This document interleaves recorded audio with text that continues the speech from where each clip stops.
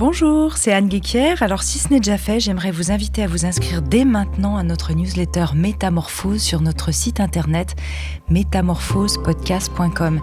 Si vous avez envie de suivre les actus du podcast, de participer à nos conférences, de découvrir nos ateliers en avant-première, inscrivez-vous gratuitement, je vous l'envoie un mercredi sur deux. Dans cette newsletter, j'y partage mes réflexions, mes inspirations du moment, mes coups de cœur et je tire quelques cartes de mes oracles. Je vous envoie des sélections de podcasts thématiques.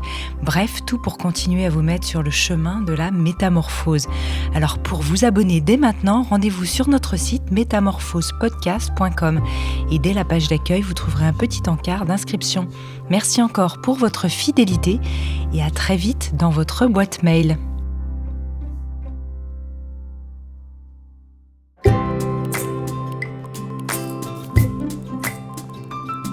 Bonjour et bienvenue dans Graines de Métamorphose, le programme à destination de la nouvelle génération pour faire germer les consciences. Aujourd'hui, Claire-Marie Dikanska accueille une personnalité inspirante qui vous donnera les clés pour grandir en bienveillance et en conscience. Graines de Métamorphose, le podcast qui fait germer la conscience. On a tous et toutes déjà eu un crush sur quelqu'un. Cette sorte de coup de cœur secret, éphémère et irrésistible est souvent associée à l'adolescence, mais les crushs peuvent aussi arriver à l'âge adulte.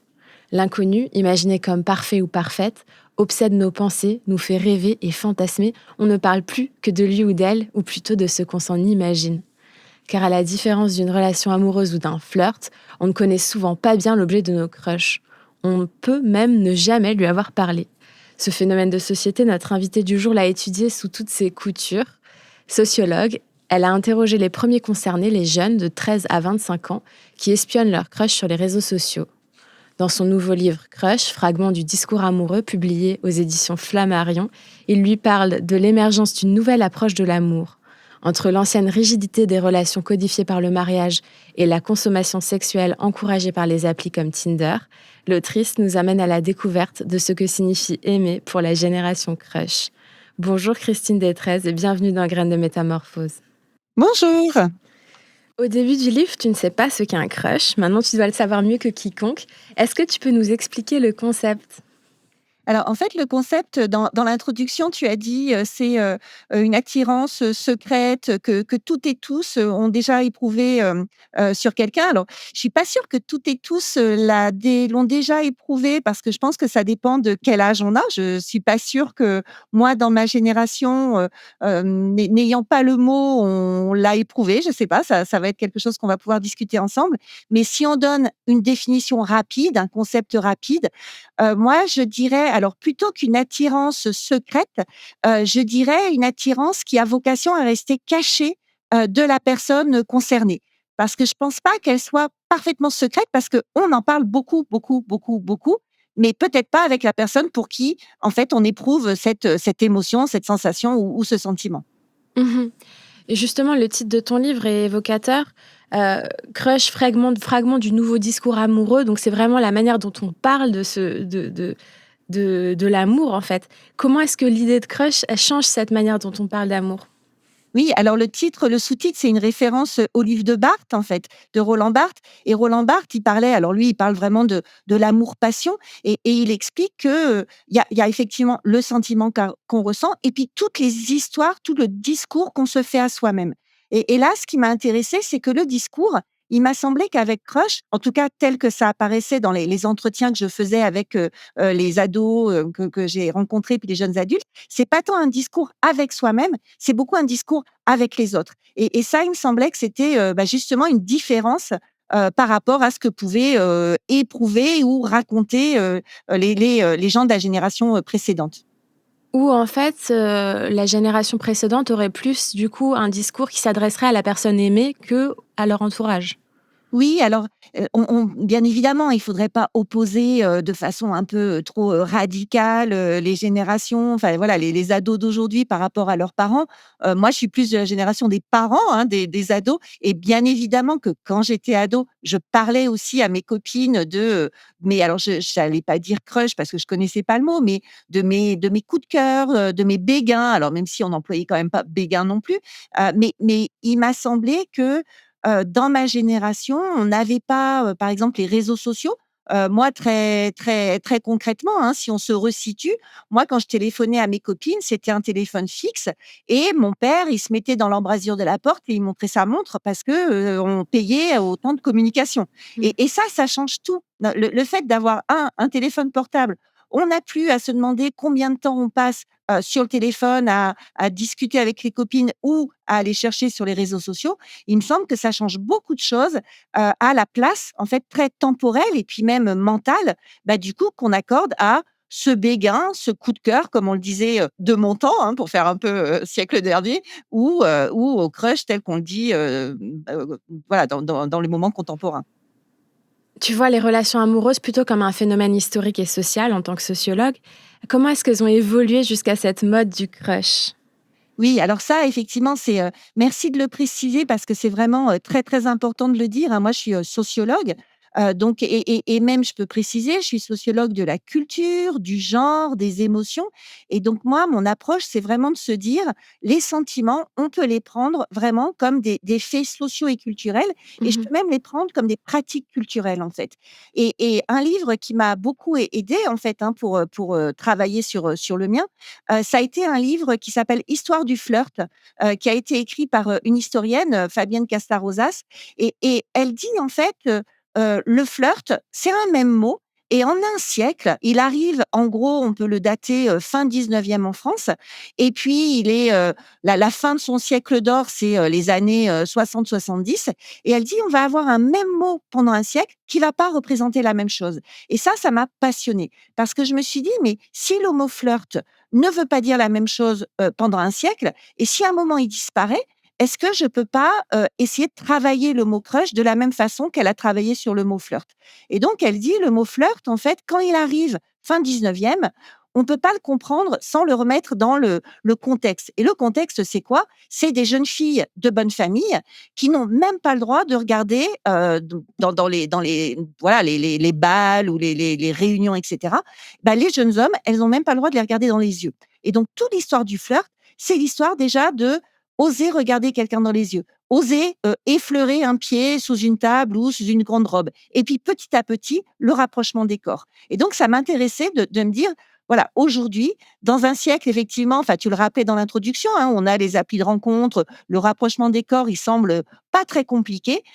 Qu'est-ce que le crush vient nous dire de cette évolution, en fait? De cette évolution, bah, des façons de, enfin, pour prendre un mot un peu contemporain aussi, on pourrait dire des façons de relationner, en fait, des façons d'éprouver des sentiments et voilà, l'un pour l'autre ou l'un envers l'autre. Mmh. Le flirt est différent du crush, comment? Alors, le flirt, donc, c'est effectivement, quand on regarde une approche historique et c'est pour ça que c'est très important de recontextualiser, un sentiment et une émotion et de pas se dire, «Un sentiment a toujours existé».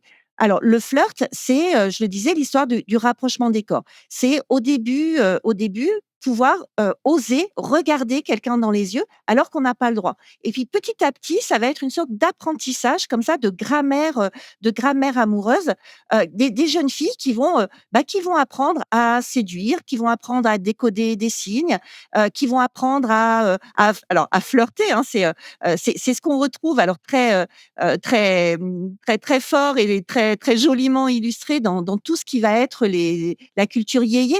Alors, par exemple, toutes ces chansons de Françoise Hardy, de Sylvie Vartan, qui chantent et qui, du coup, expliquent aux jeunes filles et aux jeunes gens que quand on est un jeune homme ou une jeune femme dans le vent, dans les années 60, eh ben, il faut aller, se promener, les mains dans la main, voilà, comme le dit Françoise Hardy, ou bien aller en boum et danser et cetera. Et Sylvie Vartan, elle a une chanson où elle explique qu'elle aura les cheveux décoiffés, elle va avoir la robe froissée, mais ça s'arrête là. Et ça, c'est extrêmement important parce que on voit comment toutes ces chansons, elles vont dire que quand on est, un jeune des années 60, c'est tout à fait normal, ça fait partie de la culture jeune d'avoir des petits flirts et cetera, mais on s'arrête au fait de se donner la main, au fait de s'embrasser, au fait de se caresser, mais attention, il y a la ligne rouge, c'est la relation sexuelle. Donc Mmh. ça, c'est extrêmement, voilà, éloquent de la façon dont à la fois les produits culturels, les chansons, les films, les romans, ils peuvent nous apprendre des choses sur nos sentiments et nos émotions, mais aussi sur leurs évolutions et puis la façon dont on les régule et dont on les codifie. Mmh. Qu'est-ce que ça dit, en fait, sur notre époque, le fait qu'on parle plus, du coup, tant que ça de flirt, mais plutôt de crush? Parce que le crush, c'est pas non plus lié à une relation sexuelle, en fait. Non. C'est complètement différent du flirt, mais en même temps, on est aussi un peu dans cet aspect de retrait quand même.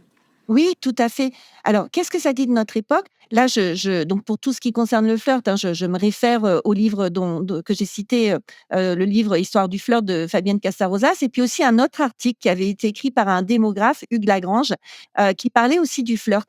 Et en fait, il nous explique que le flirt, si ça s'arrête justement aux années 70, après on n'emploie plus le terme et puis on n'emploie plus, on va plus dire, voilà, le terme il va se perdre, c'est parce que on a la contraception et que là, justement, on a accès au corps.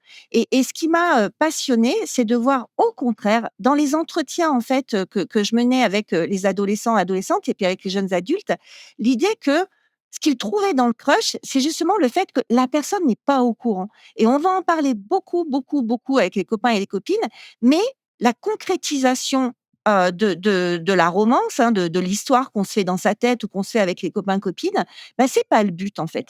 Et là, on est, complètement à l'inverse du flirt où le but, bah, c'était quand même d'aller, embrasser, la fille ou le garçon ou, de l'emmener, au cinéma dans le noir, et cetera. Et là, on a justement une sorte de bascule, et il me semble, enfin voilà, vraiment intéressant de le comparer avec le flirt parce que ça montre comment les corps se sont rapprochés et Mmh. aujourd'hui, on est enfin, comme s'il fallait, remettre, c'est ce que me disent les ados que j'ai interrogés et les jeunes adultes, enfin remettre un peu de rêve, de fantasme, de romantisme à un moment où c'est pas si compliqué finalement de rapprocher les corps. Mmh. Mmh. Hommes et femmes parlent différemment du crush et il semble servir des fonctions sociales différentes selon les genres. Est-ce que tu peux nous en dire plus? Oui, alors c'est pour ça aussi que, le crush, moi je le prends vraiment comme, une sorte de petit fil qui dépasse d'une pelote et quand je tire le fil, il y a plein de choses qui arrivent et qui permettent de comprendre les relations en général, en fait, entre les filles, les garçons, enfin les jeunes gens, contemporains.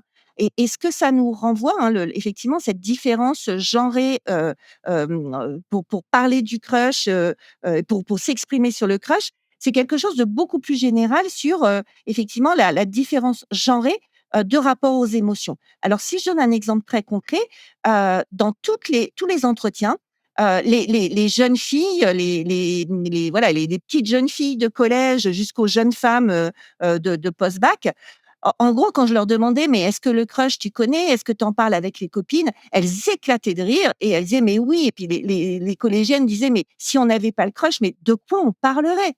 Voilà, avec nos copines et il y avait, une sorte de pression qu'elles exprimaient «Bah, de toute façon, si j'ai pas de crush, moi, à la récré, je peux parler, enfin, voilà, de quoi je vais parler?» Et du coup, presque une imposition à avoir un crush. Avec les garçons, c'était tout le contraire. Mmh. C'est-à-dire que, les garçons, quand, alors surtout justement, fin collège, lycée, quand je leur disais: «Mais est-ce que tu parles du crush?» là, c'était pas du tout le même schéma. C'était, «Oui, je vais en parler, mais soit à mon meilleur copain, soit à une copine, une confidente, en fait. Mais au groupe des garçons, on pouvait pas parler de crush parce qu'on peut pas, en fait, exprimer ses émotions de la même façon que les filles vont le faire». Et ça nous dit, voilà, encore aujourd'hui, effectivement, hein, le rapport différent qu'on qu'on a quand on est un garçon ou qu'on est une fille. Alors je vais pas dire aux émotions parce que moi je pense pas qu'on les ressent, forcément différemment, mais le droit que la société nous donne de pouvoir en parler, de pouvoir les exprimer. Mmh. Mmh. Tu le dis, le crush prend beaucoup de place, notamment dans les discussions des jeunes filles. Tu évoques le test de Bechdel qui cherche à savoir si les héroïnes d'un film parlent entre elles d'autres sujets que des hommes. Et tu te demandes si la plupart des jeunes filles aujourd'hui passeraient ce test, en fait, quand elles parlent de crush ou en général dans leur conversation. Comment est-ce que le crush peut prendre le pas sur tous les autres sujets d'intérêt jusqu'à devenir une obsession potentiellement malsaine, en fait? Oui, alors peut-être que le test, il pourrait être réactualisé parce que c'est pas elles vont pas forcément parler que de garçons. Elles peuvent avoir des crushs sur des filles et Mmh. ça, c'est quelque chose qui change quand même. Mais en revanche, ce qui ne change pas, c'est que ça soit sur une fille ou sur un garçon, moi, il me semble qu'il y a toujours cette imposition à aimer l'amour, en fait, Mmh. et à parler de romance. Donc ça, c'était quelque chose qui apparaissait quand même. C'était, bah, voilà, beaucoup de jeunes filles qui, dans les entretiens, me disent: «Bah, j'ai eu un crush sur une telle et puis après sur un tel et puis après sur une telle», et c'était pas un sujet, en fait. Alors, ce qui est pas le cas pour les garçons, en revanche, hein, mais ce qui ne changeait pas, c'était, bah, cette idée que, oui, si je suis une fille, c'est normal, en fait, c'est attendu, c'est socialement attendu que je sois intéressée par, l'amour, la romance, voilà, les papillons dans le ventre, et peu importe la personne pour qui on les ressent, en fait.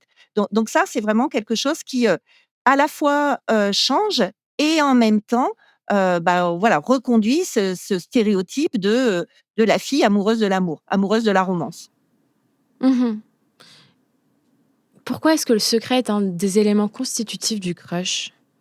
Oui, alors ça, c'est vraiment intéressant parce que, alors voilà, le secret par rapport à la personne qui est, Qui est concerné, bien sûr, oui. puisque en fait, le crush, en même temps, ça engendre, foultitude de discussions, de conversations, et cetera.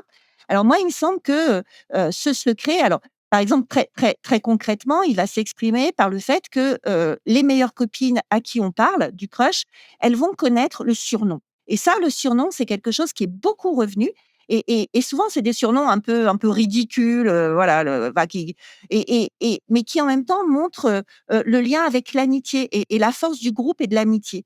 Pour être ami avec quelqu'un, bah, effectivement, l'amitié, elle passe par quoi? Elle passe par des pratiques, et une des pratiques, c'est, la confidence, c'est la confiance, et la confiance, c'est confier un secret, et du coup, confier le secret de sur qui j'ai un crush, c'est une façon de dire: «Bah, toi, tu fais partie du groupe, des copines, de mes amies», et puis c'est aussi un peu une façon, d'éprouver cette confiance, parce qu'il y a eu dans des entretiens où, bah, le crush qui devait rester, caché et secret, bah, manque de bol, il y avait eu une fuite, il y avait quelqu'un qui avait trahi un peu ce contrat de confiance, et ça mettait, quand même un peu en péril la relation d'amitié.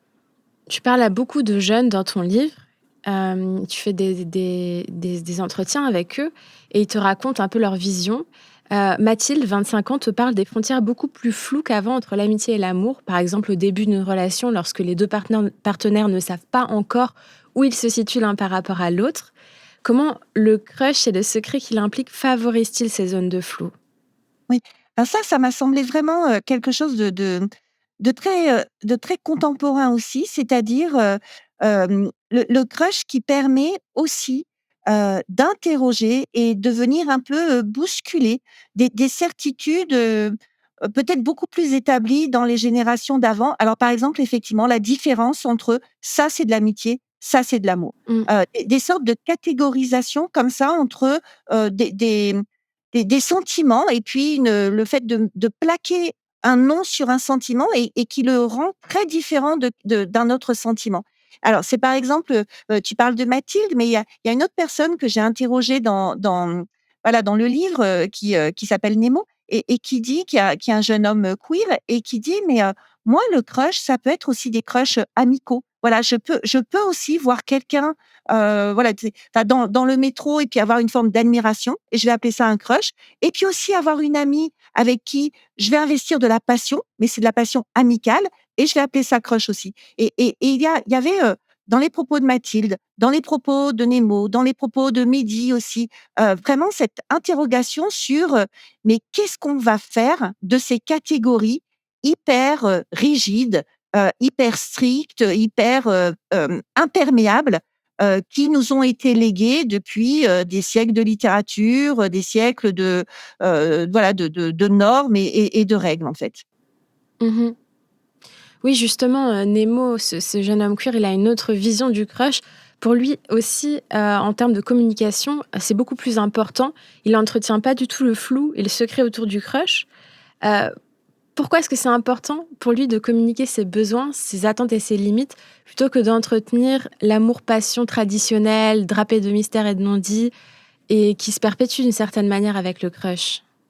Bah, alors parce que dans l'amour, passion, on a avec ces 2 petits mots, qui sont souvent associés, tout un ensemble de stéréotypes, qui heureusement commencent quand même à être pas mal, bousculées et interrogées. Enfin, l'amour-passion, si on continue, c'est, la passion qui va tout justifier et elle va justifier le fait d'être malheureux, le fait de souffrir, le fait de faire souffrir l'autre.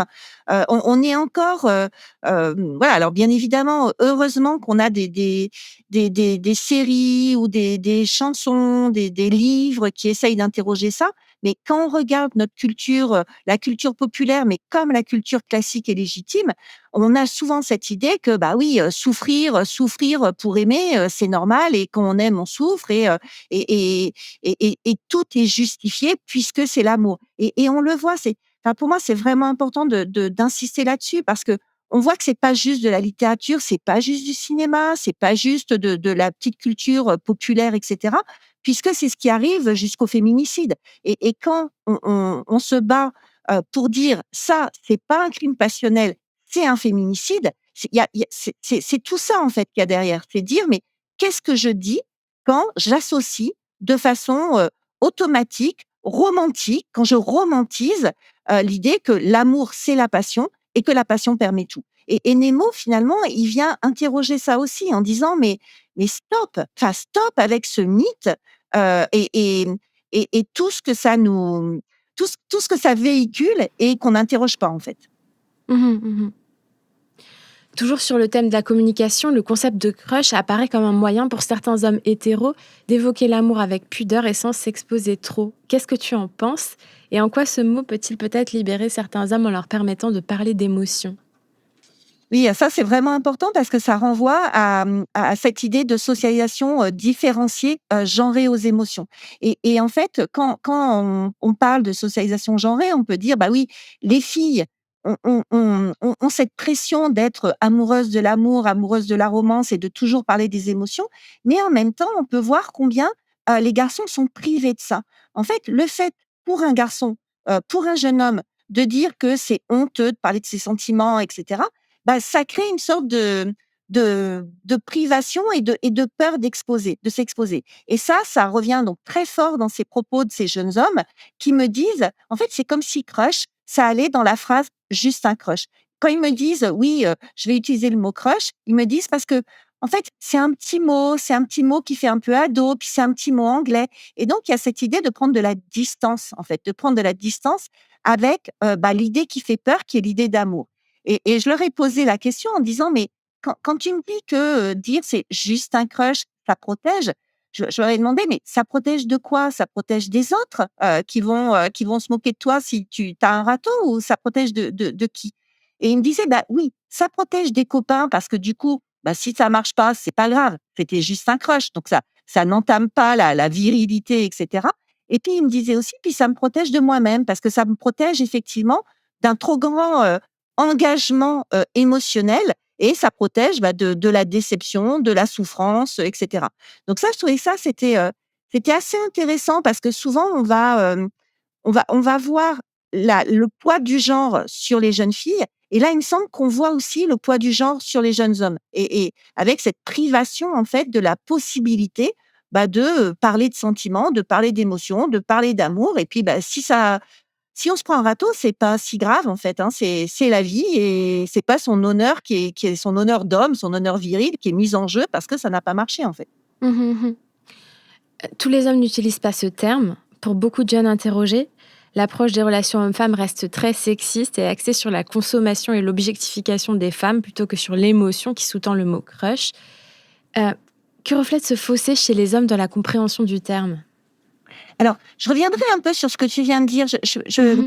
Dans l'état de mon enquête, je peux pas dire que beaucoup, de jeunes hommes restent sur, une relation basée sur la consommation et cetera. Mmh. Quand je parle dans le livre, en fait, je me fonde sur quand même quelque chose qui est assez particulier, hein, qui sont ces blogs où on a des propos masculinistes. Mais, heureusement que les jeunes hommes ne sont pas tous masculinistes et ne sont pas tous, complètement, encore, voilà, dans ces stéréotypes, très violents. Mmh. En revanche, ça continue à exister. Ça, c'est clair et net, hein, je relativise, mais je ne minimise pas, hein. Je suis tout à fait d'accord avec, voilà, l'alerte que tu avais en soulignant ça. Donc effectivement, on a encore, toute une part, de voilà, de propos, qu'on peut trouver sur les réseaux sociaux qui sont, extrêmement, violents, et qui voilà, qui expriment les pires stéréotypes. Et puis il y a aussi toute une part, des jeunes hommes qui restent sur quelque chose de très, traditionnel, hein, finalement, en Mmh. disant: «Mais, à un certain âge, finalement, moi, ce que je veux, c'est pas du crush». Et ça dit encore quand même quelque chose. Alors, encore une fois, hein, en relativisant, mais on est quand même sur une même ligne, et en ça, tu as raison, hein, qui est que le crush, c'est le truc des filles. Mmh. C'est le truc des filles. C'est, par exemple, un jeune homme qui me dit: «Non, mais le crush, c'est le truc de ma petite sœur, en fait». Et là, Mmh. on voit bien quand même qu'il y a une sorte de délégitimation ou de dévalorisation du crush, parce que c'est un truc de fille. Et si c'est un truc de fille, c'est un truc qui voilà, qui est moins bien, en fait, qui est, donc voilà, il y a une sorte de continuum entre, dire, bon, à un moment, quand même, t'arrêtes les trucs de gamine, et ce que tu veux, c'est, alors soit ils me disent, c'est pécho, donc voilà, là, c'est, bon, on va arrêter de discuter, puis on va y aller franco. Ou bien c'est tout simplement, avoir un couple, en fait, être en couple, et la norme du couple, c'est encore quelque chose qui est très, très valorisé et très important, en fait. Mmh. Mmh. Oui, au-delà des milieux masculinistes, en fait, il y a quand même toute une partie de la population masculine qui se reconnaît pas dans ce mot. Oui, parce que c'est un mot, c'est pour ça que moi ça m'intéressait d'aller tirer un petit peu justement l'enquête, dans des classes d'âge qu'on n'aurait peut-être pas attendues, en fait. Souvent quand on dit crush, on se dit: voilà, je vais aller interroger des collégiens, des collégiennes, des lycéens, lycéennes». Et moi ça m'intéressait d'aller voir si chez les jeunes adultes, on utilise encore le mot, en fait. Et ça m'a presque étonnée qu'il soit encore utilisé, mais ce qui était intéressant, c'est que il n'est pas utilisé comme au lycée, et il va du coup, servir à autre chose. Et quand je dis servir à autre chose, c'est vraiment ça qui est important, c'est se dire, voilà, au terme de l'enquête presque, qu'est-ce que veut dire le mot? C'est pas le plus important, en fait, c'est se dire à quoi ça sert. Et c'est ce que disait, déjà, le démographe Hugues Lagrange, travaillant sur le flirt. Il disait, «Le flirt, dans les années 60, il sert pas à trouver son futur mari ou sa future épouse. Ça sert pas à ça. Mais Mmh. est-ce que du coup ça sert à rien? Non, ça sert à quelque chose. Donc à quoi ça sert?» Et du coup, moi, c'était un peu cette même interrogation-là. C'était, chez ces jeunes adultes, à quoi ça sert d'employer encore le mot pour ceux et celles qui l'emploient encore? Mmh mh. Oui, tu le dis, le crush est lié à une certaine classe d'âge. Pour, Amélia que tu interroges dans ton livre, le crush a une date de péremption qui est 25 ans. Mmh. Pourquoi est-ce que c'est immature d'avoir des crushs et comment on l'utilise du coup passé, cette date de péremption? Alors immature, ça dit vraiment encore des normes sociales, hein. Mmh. Alors, il y a par exemple, c'est Rosalie qui dit, donc Rosalie, elle a adoré avoir des crushs quand elle était au lycée, elle en parlait tout le temps avec ses copines, et cetera. Puis elle me dit, quand je l'interroge, elle a 22 ans, et puis elle me dit: «Bah, là, je vois bien que, bon, j'ai encore mon groupe de copines et puis on continue à en parler, mais les autres, ils commencent vraiment à nous trouver, complètement immatures de continuer à parler de crush». Mmh. Et et on voit, c'est ce que je disais tout à l'heure, c'est que finalement les filles, elles ont toujours faux quelque part, parce que quand elles parlent trop de crush, ça va pas, en fait.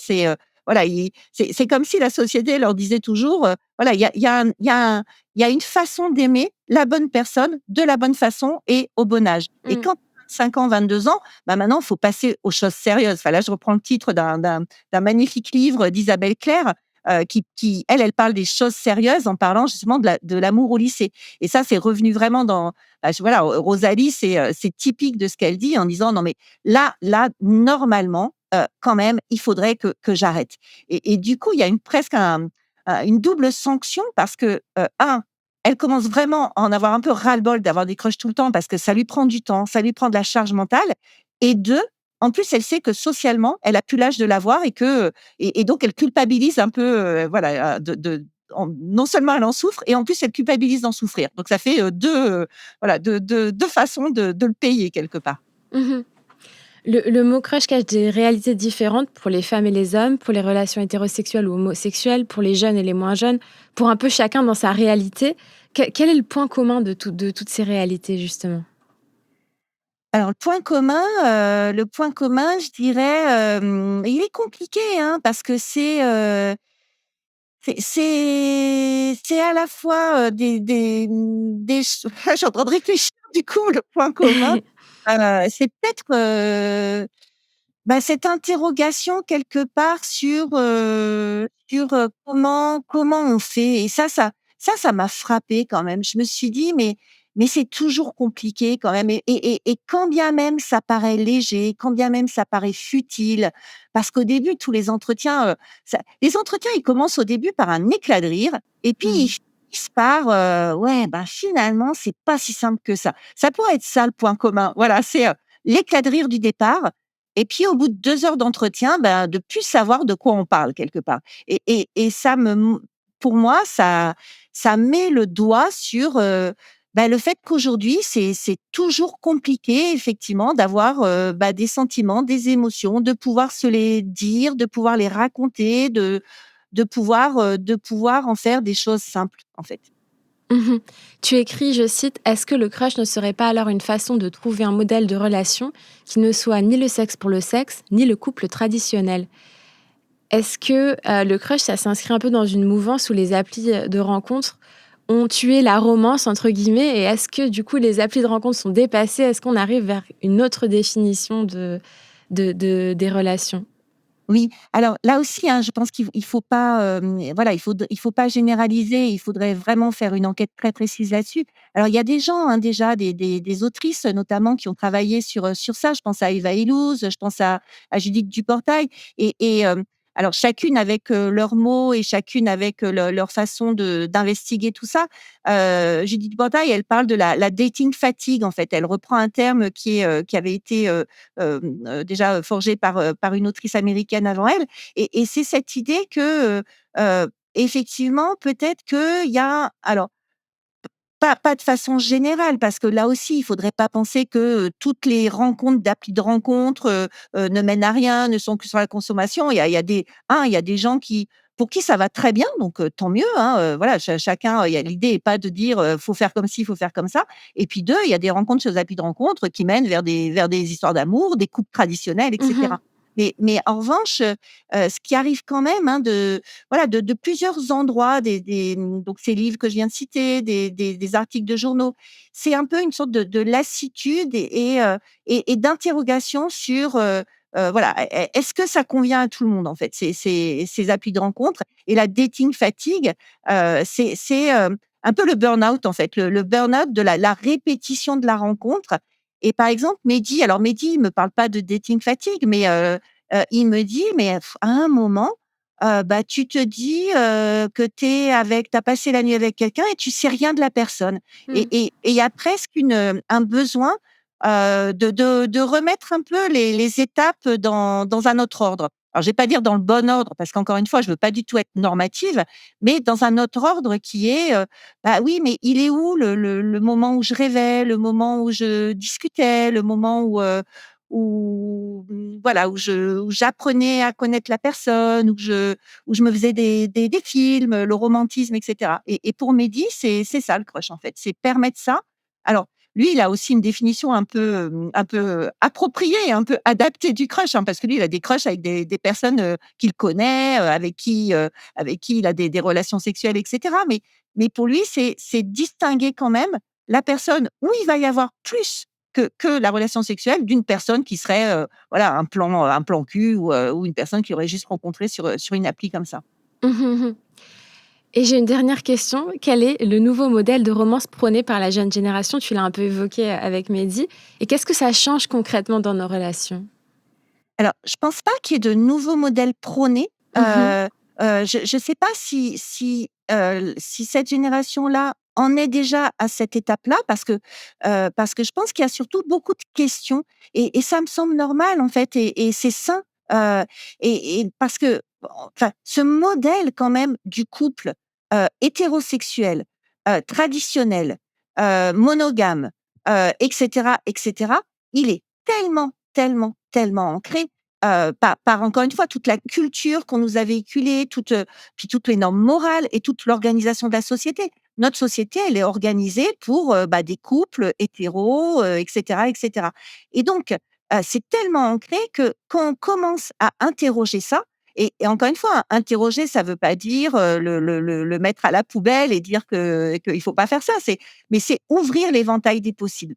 Enfin moi, il me semble que c'est vraiment ça qui est important, c'est ouvrir l'éventail des possibles. Et donc là, il me semble que on est plus au moment des questions.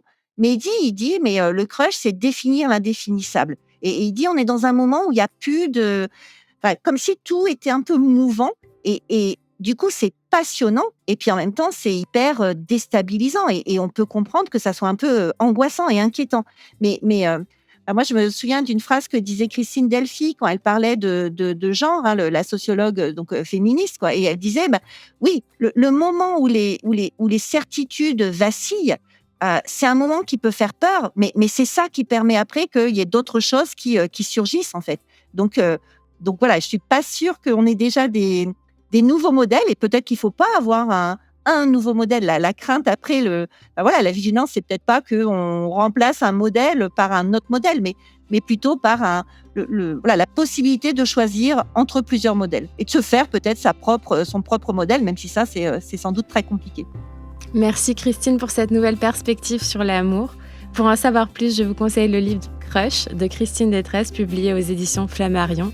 Je vous souhaite à toutes et à tous une très belle journée. Merci d'avoir écouté cet épisode. S'il vous a plu, n'hésitez pas à aller vous abonner directement au podcast sur votre plateforme d'écoute préférée. Il vous suffit de taper Graines de Métamorphose dans la barre de recherche pour le retrouver. Vous pouvez aussi nous suivre et découvrir les actualités du podcast sur notre Instagram, Graines de Métamorphose. On se retrouve la semaine prochaine, même jour, même heure. Et en attendant, retrouvez Anne et ses invités avec de nouveaux épisodes de Métamorphose, le podcast qui éveille la conscience.